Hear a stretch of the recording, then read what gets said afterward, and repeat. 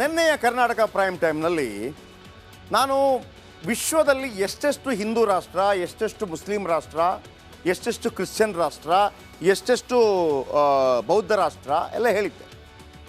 ವಿಶ್ವದಲ್ಲಿ 70 Christian ರಾಷ್ಟ್ರಗಳಿದೆ, 57 Muslim ರಾಷ್ಟ್ರಗಳಿದೆ.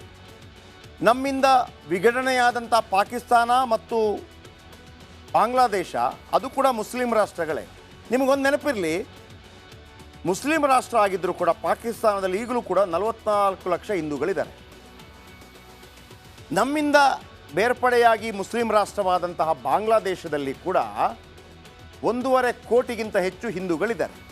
ಹಾಗಂತ ಇಸ್ಲಾಂ ರಾಷ್ಟ್ರ ಅಥವಾ ಕ್ರಿಶ್ಚಿಯನ್ ರಾಷ್ಟ್ರ ಅಂದ ತಕ್ಷಣ ಅಲ್ಲಿ ಬಾಕಿದ್ದವರಿಗೆ ಬದುಕೋಕ್ಕಾಗೋದಿಲ್ಲ ಅಂತಲ್ಲ. ಹಾಗಿದ್ರೆ ಒಂದು ಸಂಕಲ್ಪ ಇವರು ಮಾಡಿದಾರಲ್ಲ, BJP ಸಂಕಲ್ಪ ಮಾಡಿದೆ, ಮೊದಲಿಂದಲೂ ಹೇಳ್ತಾ ಇತ್ತು ಹಿಂದೂ ರಾಷ್ಟ್ರ ಹಿಂದೂ ರಾಷ್ಟ್ರ. ಏನಷ್ಟು ಸುಲಭನಾ ಹಿಂದೂ ರಾಷ್ಟ್ರ ಟಾಸ್ ಹಾಕಿದಂಗೆ? ಈಸಿನಾ? ನಾನು ಹೇಳಿದೆ 70 ರಾಷ್ಟ್ರ. ಹಿಂದೂ ರಾಷ್ಟ್ರ ಒಂದೂ ಇಲ್ಲ ವಿಶ್ವದಲ್ಲಿ. ಮೊದಲಿದ್ದದ್ದು ನೇಪಾಳ 2007ರಲ್ಲಿ ಜಾತ್ಯತೀತ ರಾಷ್ಟ್ರ ಆಯಿತು.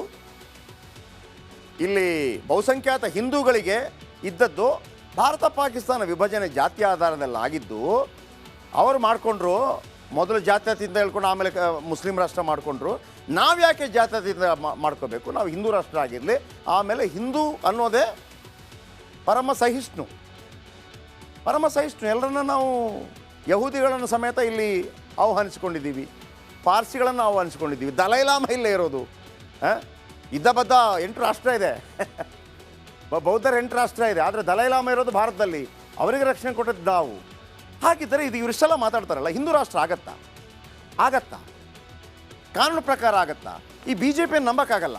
ಯಾಕಂದರೆ 370 ತೆಗಿರಿ ಅಂತ ಅಲ್ಲಿ ಫಾರೂಕ್ ಅಬ್ದುಲ್ಲಾ ಹೇಳ್ತಾ ಇದ್ರಲ್ವ, ಮುಫ್ತಿ ಅವ್ರು ಹೇಳ್ತಾ ಇದ್ರು ಮಾಡಿ ನೋಡೋಣ ಅಂತ. ತೆಗೆದೇ ಬಿಟ್ರು. ಆಮೇಲೆ ಅವ್ರು ಏನು ದೊಡ್ಡ ಅದರಲ್ಲಿ ರಾಕೆಟ್ ಸೈನ್ಸ್ ಏನು ಮಾಡಲಿಲ್ಲ. ಅವತ್ತು 1947ನಲ್ಲಿ ಹರಿ ಸಿಂಗ್ ಜೊತೆ ಒಪ್ಪಂದ ಆಗುವಂಥ ಸಂದರ್ಭದಲ್ಲಿ ಒಂದು ಸಣ್ಣ ಕ್ಲೂ ಹಾಕಿದ್ರು ಅದರಲ್ಲಿ. ಇದನ್ನು ಮಾಡಿದ್ದೀವಿ, ನಿಮಗೆ ವಿಶೇಷ ಸ್ಥಾನಮಾನವನ್ನು ಕೊಡಲಾಗಿದೆ, 2 ಪ್ರಧಾನಿ ಮತ್ತೊಂದು ಬಾವುಟ ಗೀವುಟ ಎಲ್ಲ ಆಗಿ ಇದು ಒಂದು ತಾತ್ಕಾಲಿಕ ಪ್ರಕ್ರಿಯೆ ಅಂತ ಇತ್ತು. ಇದು ತಾತ್ಕಾಲಿಕವಾಗಿ ಮಾಡಲಾಗಿದೆ. ತಾತ್ಕಾಲಿಕ ಅಂದ್ರೇನು? ಯಾವ ಟೈಮಲ್ಲಿ ತೆಗಿಬಹುದು, ಯಾವ ಟೈಮಲ್ಲಿ ಪರ್ಮನೆಂಟ್ ಮಾಡ್ಬೋದು, ಹಂಗಲ್ವಾ? ಈ BJP ಗೌರ್ಮೆಂಟ್ ಏನು ಮಾಡ್ತು ಅಂದರೆ ತಾತ್ಕಾಲಿಕ ಮಾಡಿದ್ವಿ, ಈಗ ತಾತ್ಕಾಲಿಕ ಎಲ್ಲ ವಾಪಸ್ ಮುಗಿದೋಯ್ತು.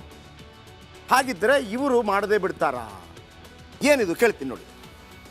ವಿಧಾನಸಭೆ, ಲೋಕಸಭೆ ಇದರಲ್ಲಿ ಒಂದು ವಿಧೇಯಕ ಮಂಡನೆ ಆಗಬೇಕು ಅಂತಂದರೆ ಅದಕ್ಕೆ ಸರಳ ಬಹುಮತ ಬೇಕಾಗುತ್ತೆ. ಯಾವುದೇ ವಿಧೇಯಕ ಮಂಡನೆಗೆ ಸರಳ ಬಹುಮತ ಬೇಕು. ಒಂದು ಸಾಮಾನ್ಯ ಕಾಯ್ದೆಗೆ 543 ಇರುವಂಥ ಸದಸ್ಯ ಬಲದಲ್ಲಿ ನಿಮಗೆ 272 ಬೇಕು ಅಂತಂದರೆ ಏನು ಅಂತಂದರೆ ನಿಮಗೆ ಸರಳ ಬಹುಮತ 272 ಸರಳ ಬಹುಮತ. ಒಂದು ಸಾಮಾನ್ಯ ಕಾಯ್ದೆ ಪಾಸ್ ಆಗಬೇಕು ಅಂತಂದರೆ 277, ಒಂದು 5 ಜಾಸ್ತಿ ಇದ್ದರೆ ಸಾಕು. ಇನ್ನು ಸಂವಿಧಾನ ತಿದ್ದುಪಡಿ ಅಂತಿರುತ್ತೆ, ಯಾವುದಾದ್ರೂ ಒಂದು ಸಂವಿಧಾನ ತಿದ್ದುಪಡಿ. ಮೊದಲೆಲ್ಲ ನೋಡಿ, ಈ ಏನಂತಾರೆ ನಾವು, ಲೈಂಗಿಕ ಅಲ್ಪಸಂಖ್ಯಾತರು, ಮಹಿಳಾ ಮೀಸಲಾತಿ, ಇದೆಲ್ಲ ಒಂದು ದೊಡ್ಡ ಪ್ರಕ್ರಿಯೆ. ಇದಾಗಬೇಕು ಅಂತಂದರೆ 3/2 ಬಹುಮತ ಬೇಕಾಗುತ್ತೆ.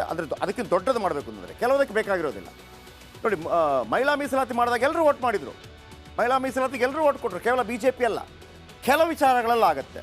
ಹಾಗಂತ ಹಿಂದೂ ರಾಷ್ಟ್ರ ಮಾಡ್ತೀನಿ ಅಂತ ಹೇಳಿ ಎಲ್ಲರೂ ಹಾಕ್ಬಿಡ್ತಾರಾ? ಹಂಗಾಗಲ್ಲ. ಆದರೆ ಸಂವಿಧಾನ ತಿದ್ದುಪಡಿ ಆಗಬೇಕಾಗುತ್ತೆ. ಸಂವಿಧಾನ ತಿದ್ದುಪಡಿ ಆಗಬೇಕಾದ್ರೆ ನೆನಪಿಟ್ಟು ಕೇಳ್ಕೊಳ್ಳಿ, 3/2 ಪಕ್ಷಕ್ಕೆ, ಒಂದು ಪಕ್ಷಕ್ಕೆ 3/2 ಬಹುಮತ ಬೇಕಾಗತ್ತೆ. ಅಂದರೆ 363 ಸಂಸದರ ಬೆಂಬಲ ಬೇಕು. 573 ಲೋಕಸಭಾ ಕ್ಷೇತ್ರಗಳ ಪೈಕಿ 363 ಸಂಸದರು ಗೆದ್ದು ಬಂದರೆ, ಅದು ಒಂದೇ ಪಾರ್ಟಿ ಆಗಿದ್ದರೆ NDA ಮೈತ್ರಿಕೂಟದಲ್ಲೂ ಮಾಡ್ಬೋದು. BJPಯೇ 363 ಗೆದ್ದು ಬರದೆ ಇವರು ಕೈ ಹಾಕಲ್ಲ.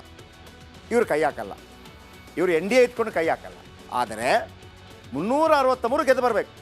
ಮೊದಲು ಲೋಕಸಭೆ, ಬಳಿಕ ರಾಜ್ಯಸಭೆಯಲ್ಲಿ ಅಂಗೀಕಾರ ಆಗಬೇಕು. BJPಗೆ ಪ್ರಾಬ್ಲಮ್ ಏನು? ಲೋಕಸಭೆ, ರಾಜ್ಯಸಭೆ, ಆ ನಂತರ ರಾಷ್ಟ್ರಪತಿ ಅಂಕಿತ ಆಗುತ್ತೆ, ಕಾಯ್ದೆ ಆಗುತ್ತೆ, ಹಿಂದೂ ರಾಷ್ಟ್ರ ಅಂತ ಆಗುತ್ತೆ. ಈಗ ಭಾರತ ಅಂತ ಮಾಡುವಂಥ ಪ್ರಯತ್ನಗಳಾಗ್ತಾ ಇದೆಯಲ್ಲ, ಆ ಥರ ರಾಷ್ಟ್ರಪತಿ ಕಾಯ್ದೆ ಆಗುತ್ತೆ. ಹಿಂದೂ ರಾಷ್ಟ್ರ ಆಗಬೇಕು ಅಂತಂದರೆ ಸಾಂವಿಧಾನಿಕ ತಿದ್ದುಪಡಿ ಆಗಬೇಕು, ಸುಮ್ಮನೆ ಆಗಲ್ಲ. ಸಂವಿಧಾನದಲ್ಲಿ ಎಲ್ಲ ಜಾತಿ ಧರ್ಮ ನಿರಪೇಕ್ಷತೆ ಎಲ್ಲವಿದೆ, ಅದನ್ನೆಲ್ಲ ಗಟ್ಟಿಯಾಗಿ ಸ್ಟಡಿ ಮಾಡಿರಬೇಕು. ಈಗಾಗಲೇ ಲೋಕಸಭೆಯಲ್ಲಿ 323 ಸದಸ್ಯ ಬಲ ಹೊಂದಿದೆ NDA. 341 ಪೈಕಿ 323 ಹೊಂದಿದೆ. ಮೋದಿ ಇಚ್ಛೆ ಮಾಡಿದರೆ 40 ಸದಸ್ಯ ಬಲ ಹೊಂದಿಸೋದು ಕಷ್ಟ ಅಲ್ಲ. ಹೇಗೆ ಮಹಿಳಾ ಮೀಸಲಾತಿಗೆ ವಿರೋಧ ಮಾಡಿದವರು ಯಾರು? ಇಬ್ಬರೇ ಅಲ್ವಾ? ಇಬ್ಬರೇ ಎಷ್ಟು ಇಬ್ಬರೇನೋ ಮಾಡಿದರು, ಉಳಿದವರೆಲ್ಲ ಹಾಕಿದ್ರಲ್ಲ ಮಹಿಳಾ ಮೀಸಲಾತಿಗೆ, ಪಾಸ್ ಆಗ್ಬಿಡ್ತು. ಮೋದಿ ಒಂದು ವೇಳೆ ಹಿಂದೂ ರಾಷ್ಟ್ರ ಮಾಡ್ತೀನಿ ಅಂತ ಹೇಳುವಾಗ ಕಾಂಗ್ರೆಸ್ನಲ್ಲಿ ಹಿಂದೂ ಪರ ಇದ್ದವರು ಇಲ್ವಾ? ಇದ್ದಾರೆ. ಕೆಲವರು ಹೇಳ್ತಾರಲ್ವಾ, ಅವರು ಆಂತರಿಕವಾಗಿ ರಾಮ ಮಂದಿರವನ್ನು ಇಷ್ಟಪಡ್ತಾರೆ, ಬಹಿರಂಗವಾಗಿ ಹೇಳ್ಕೊಳ್ಳೋದಿಲ್ಲ ಅಂತ.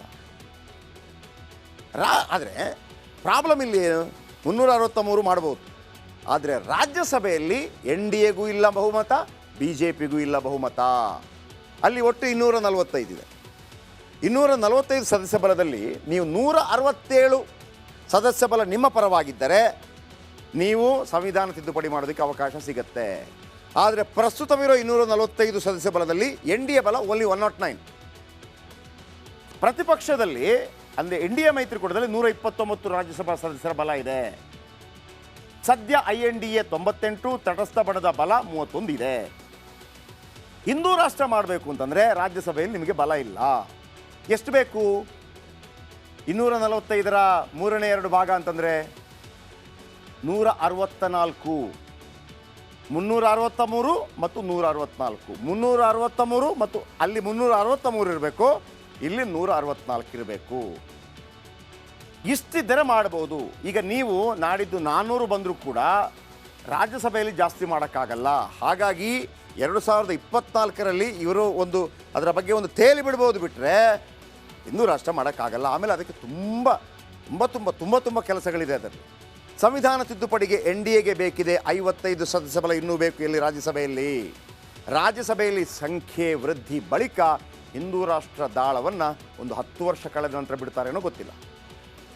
10 ವರ್ಷ ಕಳೆದ ನಂತರ. ಯಾಕೆಂದರೆ ನಾನು ಹೇಳಿದ್ನಲ್ವಾ, ಆರ್ಟಿಕಲ್ 370 ಹೆಂಗೆ ತೆಗೆದ್ರು? ಏನು ಗೊತ್ತಿಲ್ಲದಂಗೆ ತೆಗೆದುಬಿಟ್ರು. ನನ್ನಲ್ಲಿ ಒಬ್ಬ ಹಿರಿಯ, ಈಗ ಇಲ್ಲಿ ಕರ್ನಾಟಕದಲ್ಲಿ ಸಚಿವರಾಗಿರುವಂಥ, ಮೊದಲು ಸಂಸದರು ಕೂಡ ಆಗಿರುವಂಥ ಒಬ್ಬರು ನನಗೆ ಹೇಳಿದರು, ನೋಡಿ ಕಾಂಗ್ರೆಸ್ ಇದನ್ನು ಮಾಡ್ಬೋದಾಗಿತ್ತು, ಕೇವಲ ತುಷ್ಟೀಕರಣಕ್ಕಾಗಿ ಮಾಡಲಿಲ್ಲ, BJP ಮಾಡ್ತು, ಖುಷಿ ಪಡ್ತಾರೆ ಜನ ಅಂತ ಹೇಳಿದರು. ಅಂದರೆ ನಿಮ್ಗೆ ಅವಕಾಶ ಇತ್ತು, ಮಾಡಲಿಲ್ಲ ಕಾಂಗ್ರೆಸ್ ಅಂತ. ತಾತ್ಕಾಲಿಕ ಅನ್ನೋದನ್ನು ತೆಗೆದಾಕ್ಬಿಟ್ರು ಅಷ್ಟೇ. ಹಾಗೆಯೇ ಹಿಂದೂ ರಾಷ್ಟ್ರ ಆಗಬೇಕು ಅಂತಂದರೆ 363 ಸ್ಥಾನ ಲೋಕಸಭೆಯಲ್ಲಿ, 164 ಸ್ಥಾನ ರಾಜ್ಯಸಭೆಯಲ್ಲಿ ಇರಬೇಕಾಗತ್ತೆ. ಈಗ ರಾಜ್ಯಸಭೆಯಲ್ಲಿ ಇರೋದು 109, 55 ಕಡಿಮೆ ಇದೆ. ಹಾಗೆಯೇ ಅಲ್ಲಿರುವಂಥದ್ದು BJP 301 ಎಲ್ಲ ತೂಗಿ ಕಳೆದು 360 ಆಗಬೇಕು ಅಂತಂದರೆ 62 ಸದಸ್ಯ ಬಲ ಕಡಿಮೆ ಇದೆ. ಹಾಗಾಗಿ ಮೋದಿ ಹೇಳ್ತಾ ಇರೋದು 400 ಕೊಡಿ ಅಂತ. 400 ಕೊಟ್ಟರೆ ಚತುರ ಜೋಡಿಗಳಾದ ಮೋದಿ ಮತ್ತು ಅಮಿತ್ ಶಾ ಅವರ ಒಂದು ಸಂಕಲ್ಪ ಏನಿದೆ ಅದನ್ನು ಮಾಡ್ತಾರೇನೋ ಗೊತ್ತಿಲ್ಲ. ಹಾಗಂತ ನಾಳೆ ನಾಡಿದ್ದಾಗತ್ತೆ ಅಂತ ಅಂದ್ಕೋಬೇಡಿ, ಅಷ್ಟು ಸಾಧ್ಯ ಇಲ್ಲ. ಪೂರ್ವಭಾವಿಯಾಗಿ ಹಲವರಿಂದ ಹಿಂದೂ ರಾಷ್ಟ್ರ ಪ್ರಸ್ತಾಪ ಮಾಡ್ತಾ ಇದ್ದಾರೆ. ಈಗ ಹರಿಬಿಟ್ಟಿದ್ದಾರೆ, ಏನು ಬರುತ್ತೆ ಚರ್ಚೆ ಆಗ್ತಾ ಇದೆ ತಾನೆ. ಹಿಂದೂ ರಾಷ್ಟ್ರ ಬಗ್ಗೆ ಜನಾಭಿಪ್ರಾಯ ಅರಿಯೋ ಜಾಣಕ್ಯ ತಂತ್ರವನ್ನು ಮಾಡ್ತಾ ಇದ್ದಾರೆ. ನಿಮ್ಗೇನಾಗುತ್ತೆ, ಹಿಂದೂ ರಾಷ್ಟ್ರ ರಾಮ ಮಂದಿರದ ಹಂಗೆ ಆಯಿತು. ಮೊದಲು ರಾಮ ಮಂದಿರ ಏನು ರೀ ಮಸೀದಿ ಹೊಡೆದ್ರಂತೆ, ಮತ್ತೊಂದು ಹೊಡೆದ್ರಂತೆ, ಹಿಂಗೆ ಹೋಗ್ತಾ ಇತ್ತಲ್ವಾ. ಕೊನೆಗೆ ಹೆಂಗಾಗ್ಬಿಡ್ತು ಅಂದರೆ, ಇಲ್ಲ ಅದು ಆಲ್ರೆಡಿ ರಾಮ ಮಂದಿರ ಇತ್ತಂತೆ, ಬಾಬರ್ ಮಸೀದಿ ಹೊಡೆದನಂತೆ, ಆಮೇಲೆ ಹಿಂಗಾಯ್ತಂತೆ, ಕಾಶಿದೇನಿತ್ತಂತೆ ಔರಂಗಜೇಬ್ ಹೊಡೆದನಂತೆ, ಆಮೇಲೆ ಮಥುರಾ ಔರಂಗಜೇಬ್ ಹೊಡೆದನಂತೆ. ಹೆಂಗೆ ಹೇಳ್ತೀರಿ ಅಂತಂದರೆ ಅಲ್ಲೆಲ್ಲ ಕುರುಹುಗಳು ನೋಡಿ ಮೇಲ್ಗಡೆ ಮಾತ್ರ ಕಟ್ಟಿದ್ದಾನೆ. ಕಾಶಿಗ ನೀವು ಏರಿಯಲ್ ವ್ಯೂಯಲ್ಲಿ ನೋಡಿದಾಗ ಗೊತ್ತಾಗುತ್ತೆ ಅದು ಆ ಮಸೀದಿ ಹೆಂಗೆ ಬಂತಲ್ಲಿ ಅಂತ, ಮಸೀದಿ ಹೆಂಗೆ ಬಂತು ಅಂತ. ಇದು ಟಕ್ಕರಾಗಿರೋದು ಅವತ್ತಿಂದ ಇಲ್ಲಿ ತನಕ. ಸೊ 363 ಲೋಕಸಭಾ ಸ್ಥಾನ, 164 ರಾಜ್ಯಸಭಾ ಸ್ಥಾನ, ಇದು ಫುಲ್ಫಿಲ್ ಆದಾಗ ಸಂವಿಧಾನ ತಿದ್ದುಪಡಿಯ ಕೈ ಹಾಕುವಂಥ ಪ್ರಯತ್ನಗಳನ್ನು ಮಾಡ್ಬೋದು.